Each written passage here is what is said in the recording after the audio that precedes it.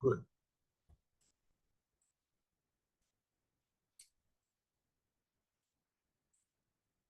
All right, we're continuing what we began yesterday. There were certain slight technical difficulties today, but we overcame them, thank God. And here we go. Let's see, let's put this back a little bit here. I got another camera. All right. What have we been talking about up to now? The Jewish people are in exile. How do they get out of exile? That's a sentence that this sentence is based on. This is the last sentence in this week's Haftorah. Haftorah, a portion from Isaiah. And it says, here we go. Let's see. What is this? What did I do? What did I do? I did the wrong thing. Here we go. This. Yes.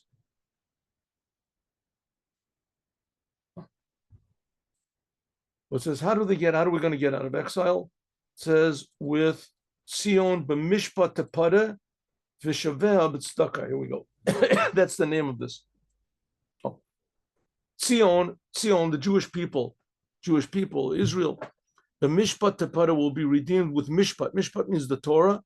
V'shaveh, and her prisoners or her returners with tzedakah, with charity. In other words, the Jewish people will be redeemed from this exile that we're in now by means of Torah and charity. Okay, what exile are we in exactly now? What type of exile are we in? The Jewish people began their existence in exile in Egypt, and they were there for 210 years in Egypt. When they were in exile, they didn't really know that they were in exile. They thought that that's the way things were.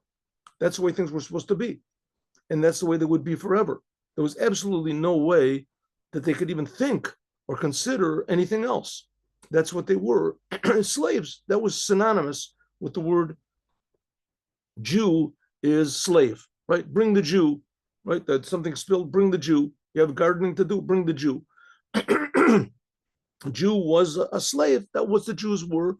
And they were just happy not to get beaten and to get enough food. And that was enough. They'd lived their life. And, the opposite was to be killed. And so they didn't want to be killed.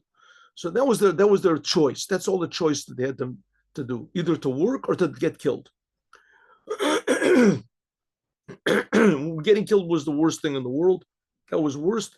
And so they didn't complain. But eventually they did complain. They started complaining, and it was just too much. The suffering was just too much there.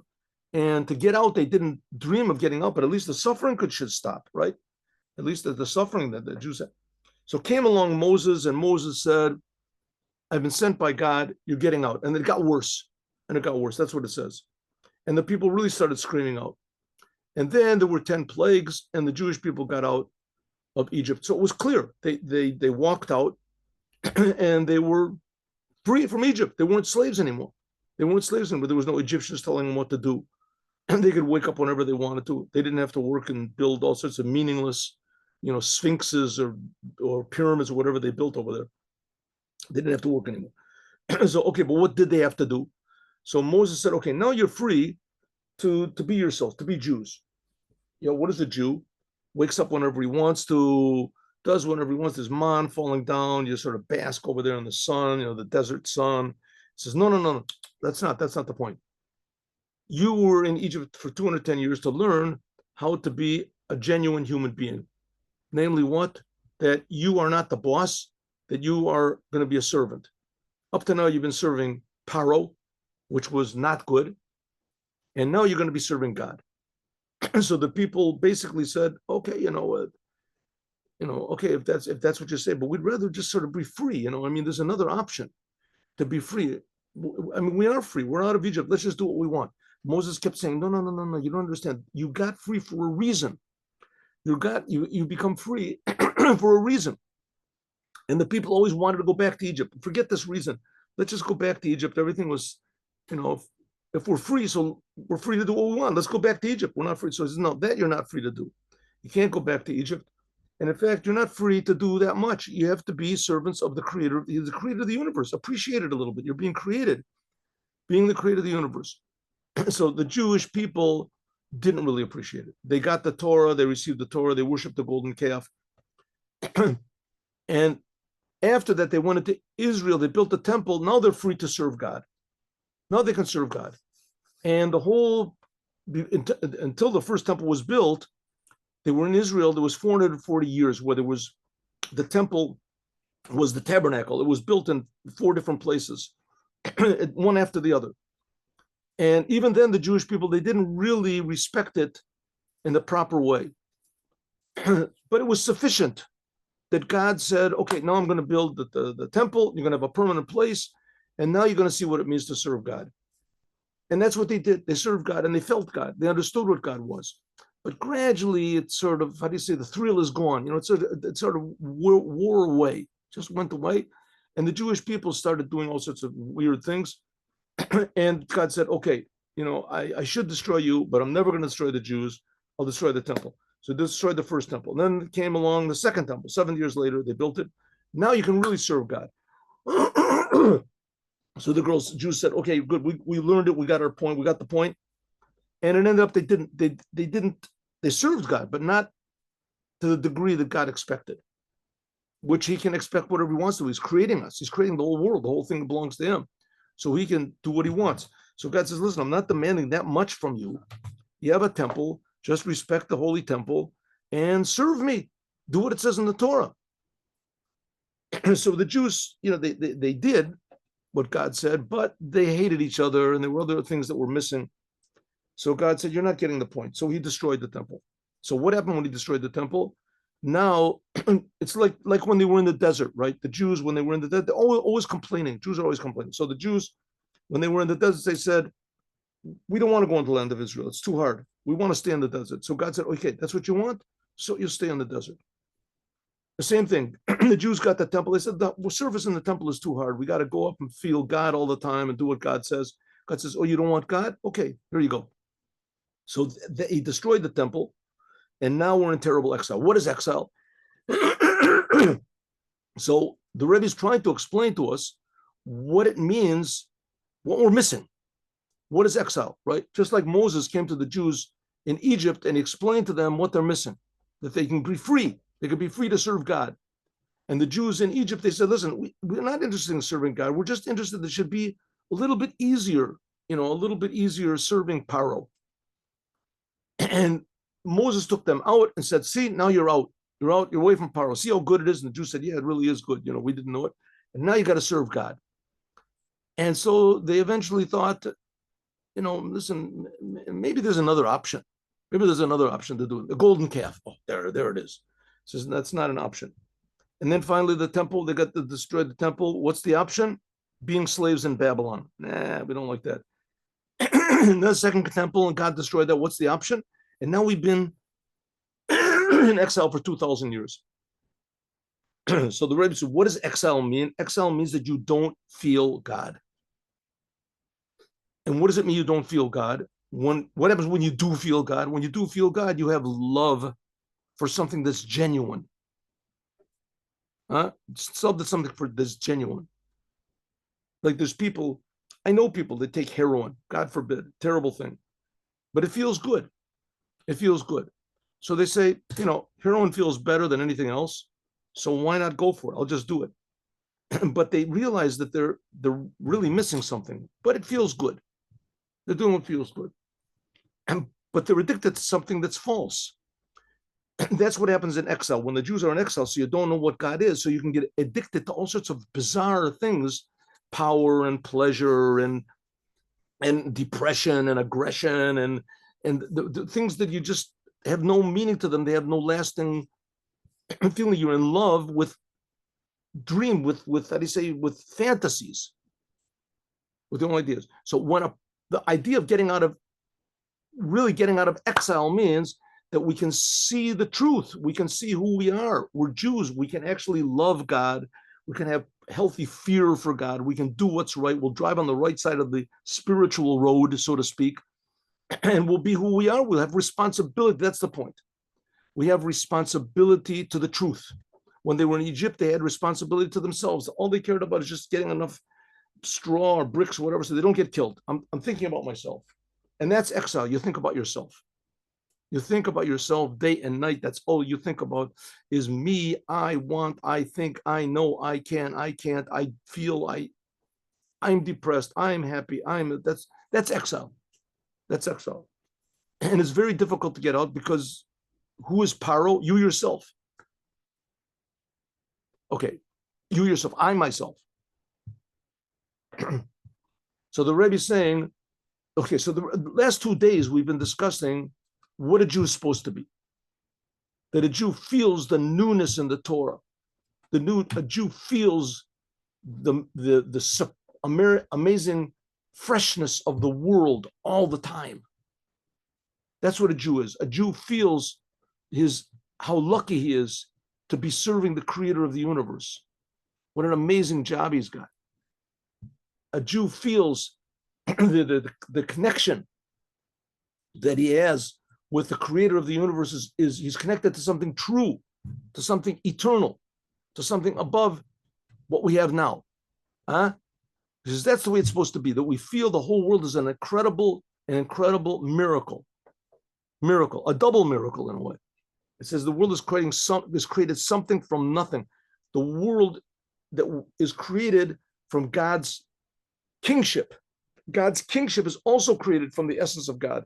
So the fact that God can create his kingship, or in the Torah it's called his mouth, he speaks, that's one miracle. And then from that comes another miracle, that's us. And he's been creating us all the time. That's a big miracle. 2 miracles, 1,000,000 miracles. Everything around us is a big miracle. But the biggest miracle of all is that we have responsibility. We're actually partners with the creator of the universe. That's the biggest miracle of all. There's no bigger miracle than that. Okay. But all of this that we feel, the miraculousness of every moment, and we feel our responsibility to the creator to improve this world, and we feel our ability that we can do it. We can actually, our every word, speech, thought is important. It's word, action, and thought is important to the creator of the universe. We feel this. It says that is the way it's supposed to be. But when it's not so, if you don't feel marirus and that which you,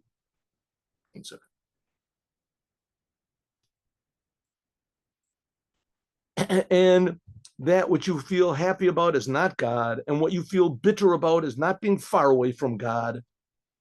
What you feel bitter about is inyane olam, from this physical world. Behadro, if you're missing something,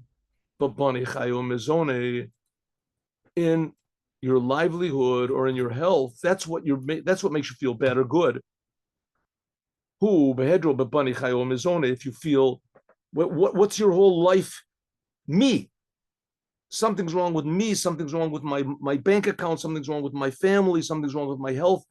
Not that it's bad to worry about that, but if that's the only thing you're worried about, and you feel bitter if you lost money, or you feel bitter or broken if something is lacking in your health, or you're bitter or broken, and what are you happy about? You're happy is mishlemi behem. If you're happy when you have money in your bank account, or if you're really healthy, or if the family is doing really well, that's what makes you happy. And you feel bitter about the lack of those things, that's exile. That's called exile. Why is it exile? What's wrong with those things? Those things are very good. Because yigalus nitzutz elokei betocha nefesh amis, because your godly soul, your true identity is in your animal soul. It says like a sheep in front of the shepherds, it gets sheared. It gets sheared. I'll tell you a story. There's a story. The story goes like this. Once there was a princess, the daughter of a king.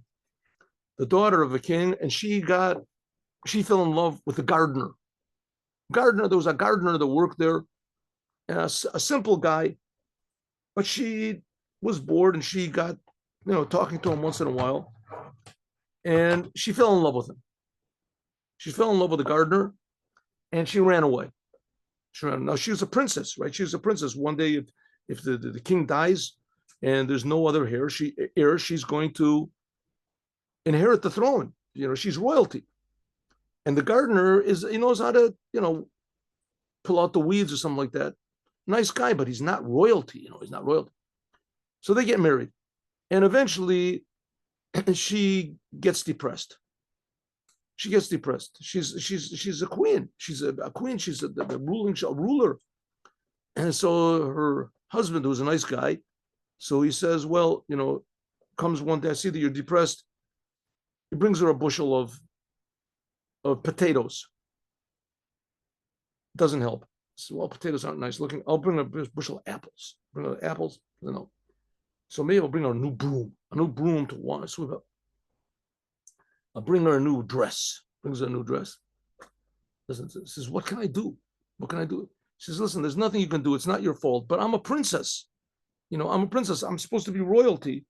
And, there's nothing wrong over here, but this is not the real me. This is not the real me. I mean, here I'm sitting in this place. I have no responsibility. I have no the identity. It's the same thing. The Jewish people, when they're in exile, so the world cannot really make them happy. It can't make them happy. So they tried this, they tried that, they tried that, being famous, maybe being rich, maybe being powerful, maybe that still doesn't work. Doesn't work. That's not the real them. And so what are you supposed to do? Says, well, you look at Chassidut and it explains clearly. If you're thinking about yourself, you're in exile. Even if you think about yourself going to heaven, you're in exile. These people who think, even religious Jews, they think about heaven all the time, going to heaven. They're not happy. They're never going to be happy because that's not what fulfills the true essence. The true essence is to be responsible to Hashem. Every single every single second, I can fulfill my response. I'm partners with the Creator. Nothing better than that, right? What about my reward I'm going to get? That God will decide. He'll decide my wages when it finishes. But meanwhile, I'm only interested in one thing: living as long as possible and being able to serve the Creator every instant. Doesn't make any difference where I am. Whether I'm rich, whether I'm poor, whether I'm healthy, right? God forbid, I'm the opposite. But it doesn't make any difference what situation. I'm serving the Creator. I can serve the Creator like Daniel in the lion's den. I can serve the Creator like Joseph. He was the ruler of the whole world. I'm a servant of the Creator. That's what I am. That's what makes me happy. It's not a happiness that you feel happy when you win the lottery. It's a feeling of wholesomeness that this is who I really am. It says Tzion b'mishpat tapada. So if things are not the way they're supposed to be, that's called exile. And how do we get out of it? It says Tzion, the Jewish people, b'mishpat tapada. The Jewish people redeemed with mishpat. What's mishpat? Tzion is the language of Tzion, is a sign. Tzion. Ana simana, it says, I am a simana ba'alma. I'm just a sign of godliness. Like you're traveling to Chicago. There's big road signs. Chicago, 15 miles. The sign is not Chicago, but the sign tells you where Chicago is. The same thing, the Jewish people, they are signs, road signs, pointing to the Creator. That's Tzion. The Jewish people are a sign that there's a Creator of the universe, and the sign that His Torah is His will. That's the only will, and that's the plan for peace and good in the world, the Torah. The Jewish people are a sign of this. That's Tzion. That's really the idea of what Zionism is supposed to be. Zionism is supposed to be a movement that points to God. That's a Tzion. Tzion, the Jewish people are called Tzion because they point to God. That's what they're supposed to be. Hainu, bechinas penimius alev, the inside point of the heart. That's what points to God in the Jewish people. The Ava Tivis, this natural love, an inner love, which is concealed in the heart of every single Jew. That's what makes a Jew, that they have love of God. They're willing to do anything for the Creator.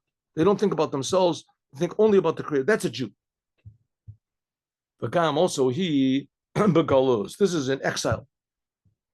V'tifte b'mishpat, and this can be redeemed with mishpat. What's mishpat? Hilchos, the laws of the Torah. Ketergam, like it says, Alpi mishpat rishon, hilchata kadmeta. You put it, this is talking about the boards, whatever, in the tabernacle. I'll have to look this up. It says, Kamishpat rishon means everything is put in its proper place, just like it was. That's the Torah tells us how things are supposed to be, right? When Adam ate from the tree, so the world got confused. So the good in the world became concealed, and we have to just put it together. We have to clean the glasses, so to speak, so we can see properly. Hainu kamasha omerazal, like the rabbis say. What do the rabbis say? One second.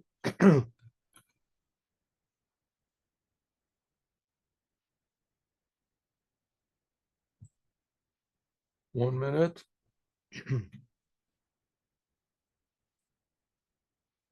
Yeah. There we go. 1 second.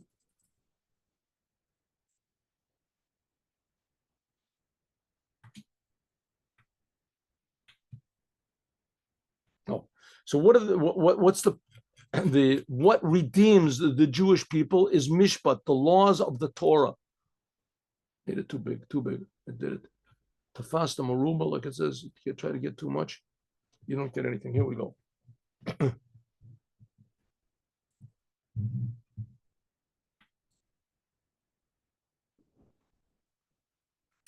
Okay, let's take this. I'm sorry, 1 minute. Oh. Like it says, Eina Galus Miskansha, the exile of the Jewish people is not the dispersion of the Jewish people. They're not gathered together, Ela b'zchuta Mishnayot, only in the merit of the Mishnayot, the laws of the Mishnah. Shene'emar, like it says, Ki yitnu b'goyim, when you are put in the among the non-Jews, when you're put scattered among the nations, Ki Torah, or the Torah is a light for you to show you the way back. So the inner soul of the Jewish people, which is called the Tzion, that's the unique feature of the Jews, which points to God, can be in exile. It can be covered. And then the Shavel and the prisoners, that's the two parts of the heart, right? What did the sentence say? Tzion b'mishpat tepada. Tzion is the inner point of the heart. Vishavel b'tzedakah. The word vishavel also means it's prisoners. Vishevi. Those are the two sides of your heart. She'em shvuyim mamash. They are bitter. The two sides of your heart are, they are in exile. The two sides of your heart are happiness and bitterness. Happiness is supposed to be for good things, and bitterness is either the lack of those good things or when something bad happens. Now, what are you happy about and what are you bitter about? Usually that determines your personality, right? That's the term. You seek pleasure and avoid pain. Avoid pain. So what is painful makes you bitter, right? I don't want that again, right? And what is pleasurable makes you happy. That's what's in your heart. What do you get happy about? What are you bitter about? So it says that's your heart can be put into prison. You get happy and bitter about things in the world. They can be shahayata, that it should be royally osal richukum Hashem. Your bitterness should be that you're bitter because you're far from God. Fa'ata, and now nefachu, when we're in galus, exile, it's the opposite. What are we bitter about? Al chisroni ha'olam hazeh. I'm bitter that I didn't get the job. I'm bitter that I don't have such a nice house. I'm bitter that I don't have so much money. I'm bitter that somebody else is better than me. Jealousy and anger and hatred and all these things, that comes from bitterness. What are you bitter about? You're bitter about the world. The world makes you bitter and feel bad. What should you be bitter about? You should be bitter about how far away I am from God, right? I should be bitter about how can I get angry? How can this world control my emotions? What am I getting angry about? Something in the world made me angry. Something in the world made me depressed. The world is controlling me. I'm a Jew. I'm supposed to be close to God. And if I'm not close to God, that should make me bitter. It should make me bitter, the fact that how can I lose my temper? That should make me bitter. Right? Not that the world should make me bitter, but what I get bitter about and feel miserable about is that I'm far away from God. I'm an egotist. My egotism should make me bitter. The Cain, and similarly, a simcha, what am I happy about? You should be happy doing the commandments. God is my partner. When I do a commandment, I make him happy. That should make me happy too. But it doesn't. What makes me happy? Right? Oh, thank you. You got me a new, right? I just want a new car, a new shoe, a new hat. That makes me happy. It's not bad to be happy about those things. You can be happy about those things, but that's not an essential happiness. Especially, let's say your son, your wife, your son, she buys you a new hat. Very nice. It's a wonderful thing, right? It's a sign of togetherness, of appreciation, of love. I have to show, right? But what am I happy about? I'm happy not that I got a new hat and I got a new thing. I'm happy about the love. I'm happy that there's togetherness, harmony. Oh, that makes me happy. And we're in exile. Exile means that the world controls us, that our bosses are paro, namely our own egotism, our own selfishness. That's who we serve. And as a result, whatever the world decides, that throws us from one side to the other. We get, oh, this I like, this I don't like, this. We like sometimes the worst thing. I mean, the example is the lottery. People, oh, I want money, give me money. And they say, oh, you want money? Here, you just won the lottery, $20 million. Oh, that's really great. He goes out and he buys 10 million bottles of vodka and he drinks one half of it and he dies. He's, what did he do with the $20 million? I'm going to have a good time, huh? I'm going to really have a good time. I'm going to be a big boss. I'm invincible. I'm the king. They get what they want. They get all the money that they want, and they're miserable. Why are they miserable? Because I have the money, but I don't know who is this I. Who is the I? It ends up that who is the real me? The money, a nice car. That's me. That's not me. The real human being is his connection to God.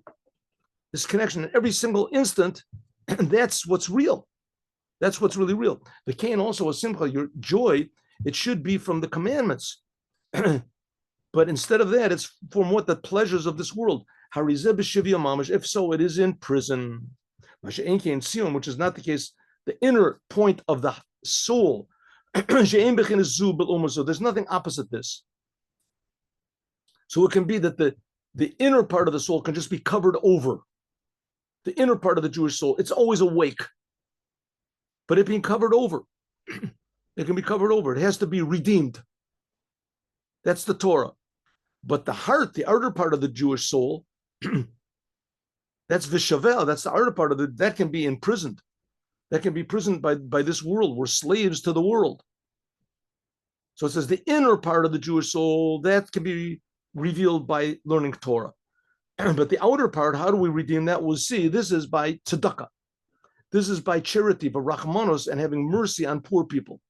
Umida keneged mida. Rachem aleinu, when we have mercy, when we benefit the people who are poor, then God benefits us because we're also poor. Like it says, Ten b'li beinu bina. And we ask for God, please open up my heart. And it was changed my heart from being a prisoner of the world to be a servant of you. Looking at Geras HaKodesh, etc., Zeriat Tzedakos. Okay, V'hinei bebechinas Tzion, in the level of Tzion, that's the inner point of the soul, the Jewish soul. It says, Sham Tziva, Shemas Bracha, there God made the blessing. Hari shebechinas umidregas bracha, this blessing we just talked about, this is the inside of the heart of a Jew. Shalamaylam bechinas Ahava, this is even above love. That's the level of Tzion. Remember we said there's faith. It's a three-step. There's the bottom is having faith in God, and then having love of God, and then being able to bless God, to bring God into the world. So he said this level of blessing, bringing blessing of God, that's the inner point of the Jewish soul. That's what every Jew wants, is to make blessing in the world. And that can be concealed when we don't have proper love of God, so we can't activate the essence of our soul. The proper love of God, that we said, That's the level of the slavery, the heart of the Jew that can be put in slavery. And that we can redeem by means of charity, by means of having love for the proper things, especially by helping others. That's the inside of the heart, etc., etc., etc. Look where it says in another place. So, Shebechinas Tzion, this level of Tzion, this is the level of Ma'amakim Kroticha. That's the inner part of the Jewish soul that calls out to God. One minute. One second. It's just telling us different places. That's having love and fear of God properly. That's what's called the outer part of the heart. But the inner part, the blessing, inyan bracha, being a blessing, this is revealed by means of not charity. Charity opens up the heart. Blessing, this reveals the inner point of Jewish identity.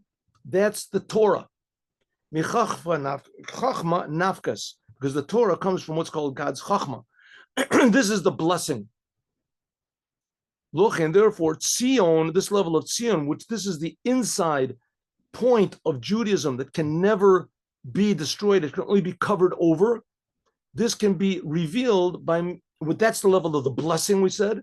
This is revealed by mishpat, because mishpat comes from God's wisdom, the highest aspect of the 10 sefirot, God's personality, the al yadei halacha, by means of the laws of the Torah.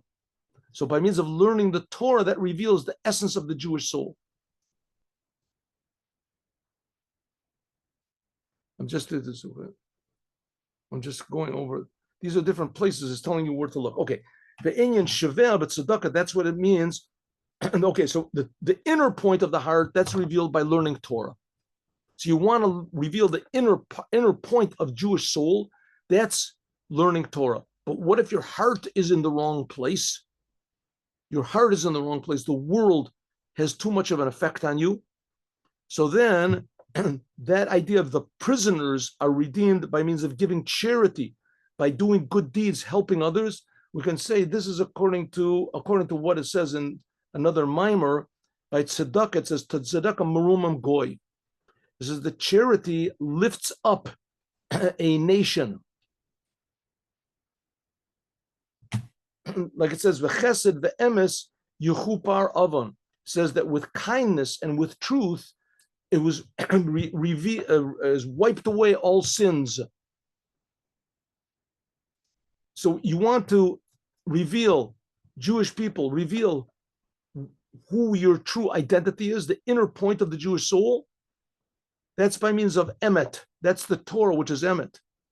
And you want to remove your false loves and connection to the world, false connection to the world. That's by means of chesed. That's by means of kindness, doing deeds of kindness, and etc. From there you can understand what it means, Tzion b'mishpat tepare, that Tzion is the inner point of the soul, is redeemed by mishpat. And that's tepare, that's learning the Torah. V'shaveh and its prisoners, namely your heart, the two sides of your heart, what you like and what you don't like, this can be redeemed and put in the proper place with charity. And it's giving you these different places to look and to see, understand. Okay, so what did the Rebbe say in this mimer? How a Jew is supposed to be? A Jew is supposed to have love of God, fear of God, love of the Torah, to feel God, to have faith in God, to be able to bring blessing into the world, blessings. But if you don't, then that's called exile. It means that your soul is in exile. The inner point of your soul that makes blessing in the world, that's called the Tzion. The outer part of your soul, which that's love and fear of God, can be put into prison, love and fear in the world. How do you solve the problem? Learning Torah reveals the inner point of the soul, and doing charity and good deeds and helping others, that reveals the outer part of the soul. That's what it means. Tzion b'mishpat tepare v'shaveh b'tzedakah. Good. Now let's start the next part, and we lost a lot of time in this week's class, today's class, because of all sorts of technical problems. But it's never too late. Here we go. We'll just start this. Barabot in Midrash Rabbah, Parshat Ekev, it says, "V'shomar lecha et habrit v'et hachesed." God said, "I will preserve for you the covenant and the kindness God made with the Jewish people." So it says, Avram, Abraham, Natan Labanav, he gave to his children Shnei Arisim, two like signs. Like it says, Yadati, I know, the Shamru Derech Hashem, that the Jewish, you will teach, Abraham, you will teach your children, Lasos Tzedakah Umishpat, to do charity and justice. Like we had in the end of we just finished learning. That's the end of this Haftorah portion. By the way, the end of this Haftorah portion that we're learning, this is one of the three, negative, if you want to call it, Haftorahs, the three negative ones. It's called Peronios. It's talking about how bad the Jews are, and because of that, why God destroyed the temple. And God destroyed the temple. And he's saying, you Jewish people, you're incorrigible, you're disappointing me, I've done so much for you, I can't take it anymore. God is saying how angry I am, and etc. And you're going to see, you're going to be exiled, and you're going to be punished, and you're going to be chastised, and you're going to be scattered around the world, and you're going to be this. And it ends with saying, Tzion b'mishpat tepara v'shaveha v'tzedakah.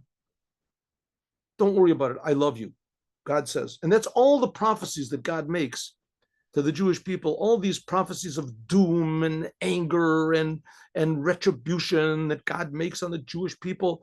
It always ends with, or at least has near the end, it says, listen, all that I'm saying is just, to scare you. In fact, I really love you. Every one of the prophecies. I'm never going to abandon you. Don't get me wrong, God's saying. I'm never going to leave you. I love you. You're my sons. You're my chosen ones. You're my wife.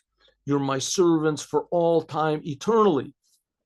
But you have disappointed me, and I will pour my wrath out on you, and I will. But listen, don't take it that seriously. I mean, the fact of the matter is, I want you to change, but I'm really not going to do anything to you, Jewish people. Okay, we see that there were a lot of terrible tragedies that happened to Jewish people. Mashiach will explain this.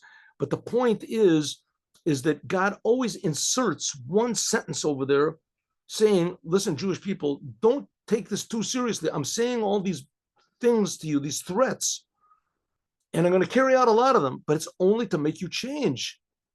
It's only to make you change, and I'm promising you, you will change. I'm promising you 100% you're going to change. No doubt about it. I just want you to know how angry you're making me and how much I love you, right? If the next door neighbor's child or wife, whatever, would do to me what you did, then I wouldn't get so angry. And it's not my wife, it's not my children. You're my children, you're my wife. So it says, that's what it says in Midrash Rabbah. God said to Abraham, I'm giving your children two signs. Like it says, Lasot tzedakah umishpat. And God said, you know what? I'm also going to take two signs. Tzedakah, chesed v'rachamim. I'll give you love and mercy. The Israel, the Jewish people stood up, v'kashru et atzmam, and attached themselves to God. That's what it says. Tzion b'mishpat tepara. That Tzion with mishpat, that's what God gave, right? Gave us mishpat, the Torah. Tzion with mishpat, with the Torah, will be redeemed. The Shaveh and its prisoners will be released with charity. Of Kodesh Baruch Hu, God said, okay, I'm going to bring my two also. I'm going to activate them. Shekach Hasiv, because it says, Hari Mushu, that the mountains will move and the hills will be destroyed. The Cheste Mitcha, it says, but my love of you, Hashem, will never move, says your lover, God. Okay, so we see that mishpat and tzedakah are there all the time for the Jewish people to wake them up in one instant. As we'll talk about more, God willing, tomorrow. We'll continue from here tomorrow. Now let's learn the Dvar Malchut. Okay, 1 minute, stop the share.